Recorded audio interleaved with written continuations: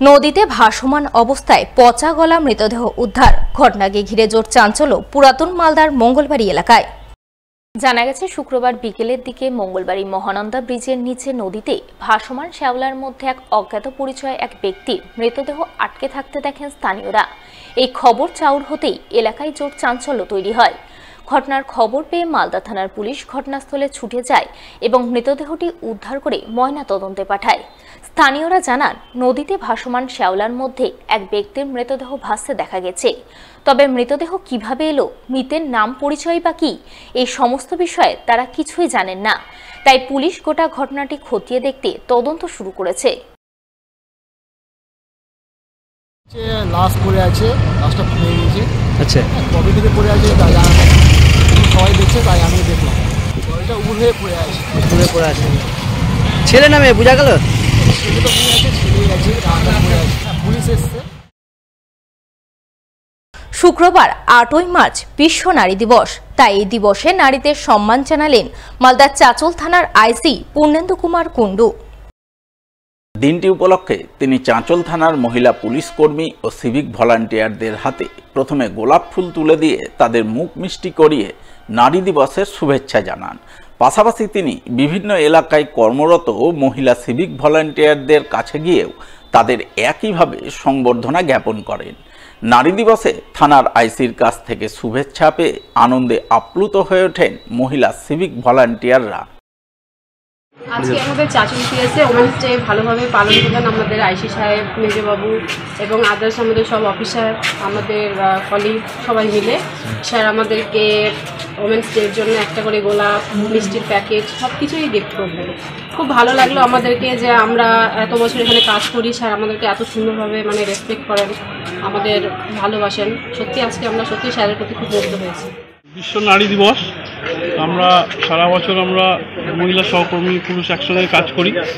আমাদের সহকর্মীদের আজকে আমি সম্বর্ধনা দিলাম আমার থানায়। ওনারাও পুরুষদের সঙ্গে তাল মিলিয়ে আমাদের সঙ্গে দিনরাত ডিউটি করছেন, পরিশ্রম করছেন। এছাড়াও আজকে থানাতে বিভিন্ন প্রয়োজনে অনেক মহিলা এসছেন, পাবলিক মহিলা থানাতে যারা এসছেন তাদেরকেও আমরা সম্বর্ধনা দিলাম আজকে বিশ্ব নারী দিবসকে স্মরণ করে। না, ওনারা সত্যি বাড়িতেও ওনাদের করতে হয়, বাড়িতে পরিশ্রম করে কষ্ট করে আবার থানায় এসে কাজ করছে, কিন্তু এটা তো ডিউটি আমাদের থানায় তো করতেই হবে।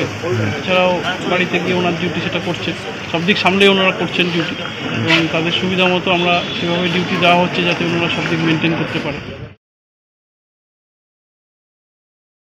শনিবার থেকে মালদায় শুরু হতে চলেছে ভারত বাংলাদেশ মৈত্রী মেলা। আর এই মেলাতে যোগ দিতে শুক্রবার মালদায় পৌঁছালেন বাংলাদেশের হস্তশিল্পী মহিলারা। এদিন তারা মহদীপুর স্থলবন্দর দিয়ে মালদায় প্রবেশ করা মাত্রই মালদা মার্চেন্টস চেম্বার অব কমার্সের পক্ষ থেকে তাদের উষ্ণ অভ্যর্থনা জানানো হয়। এই প্রসঙ্গে মালদা মার্চেন্ট চেম্বার অব কমার্সের সহসভাপতি কমলেশ বিহানি জানান, মালদা জেলা প্রশাসনের সহযোগিতায় এবং Malda merchant chamber of commerce ও বাংলাদেশের চাঁপাইনবাবগঞ্জ চেম্বার অব কমার্সের যৌথ উদ্যোগে 9 মার্চ থেকে মালদা কলেজ ময়দানে শুরু হচ্ছে মৈত্রী মেলা, যা চলবে আগামী 12 মার্চ পর্যন্ত। 4 দিনব্যাপী এই মৈত্রী মেলায় অংশ নিতে আজ বাংলাদেশের হস্তশিল্পী মহিলারা মালদায় আসলেন। আশা করছেন তাদের আগমনে মৈত্রী মেলা সাফল্যমণ্ডিত হয়ে উঠবে। বাংলাদেশ মৈত্রী মেলা এটা 9 তারিখ থেকে আমাদের 12 তারিখ অবধি মালদা কলেজ গ্রাউন্ডে হবে। আমাদের এখানে মহদীপুর চেকপোস্ট দিয়ে প্রায় 43 জন প্রতিনিধি নিয়ে চাঁপাইনবাবগঞ্জ থেকে তারা এসছেন।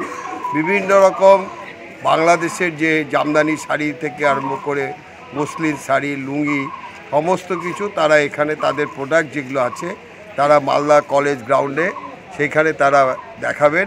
এবং আমাদের এখানকার যারা এখানকার মহিলা যারা আছেন আমাদের ভারতবর্ষের, তারাও তাদের একটা বিভিন্ন স্টল করবেন। তো দুই দেশের মধ্যে বাণিজ্যিক যে সম্পর্ক গড়ে উঠবে, এর জন্য Malda merchant chamber of commerce প্রভূতভাবে চেষ্টা করেছে। আমি দিলরাজ খানম স্বপ্না, আমি এসেছি বাংলাদেশ থেকে আমার পণ্যের হাত ধরে, আমার স্বপ্নের নকশির হাত ধরে, এবং আমি চাঁপাইনবাবগঞ্জ চেম্বার অফ কমার্স থেকে ওইখানকার আয়োজিত মেলা এবং এখানকার আয়োজিত মেলা, দুই দেশের মৈত্রী মেলাতে আমরা অংশগ্রহণ করেছি। বাংলাদেশের প্রায় 34-35 জন নারী উদ্যোক্তা, এবং এই নারী উদ্যোক্তারা যে আমরা বাংলাদেশের পণ্য যেমন জামদানি, ঢাকাই শাড়ি, ঢাকাই টাঙ্গাইল, লঙ্গি, মশারি, বিভিন্ন রকম নকশি কাঁথা, আমার সিগনেচার পণ্য নকশি কাঁথা, হাতের কাজের যাবতীয় পণ্য সহ আমরা অনেকজন নারী উদ্যোক্তা এসেছি এবং স্বপ্ন দেখেছি যে পণ্যের হাত ধরে যেন আমাদের শুধু দেশে না, দেশের বাইরেও আমাদের ব্র্যান্ডিং করতে পারি, আমাদের পণ্য দিতে পারি এবং বাংলাদেশ থেকে এসে আমরা ইন্ডিয়ান পণ্যর সাথেও পরিচিত হতে পারি। এখানে এই উদ্দেশ্যে এসেছি এবং আশা রাখছি যে আমরা এখানে সফল হব এবং সাফল্যের একটা মিষ্টি হাসি নিয়ে আমরা ইন্ডিয়া থেকে যাব বাংলাদেশে।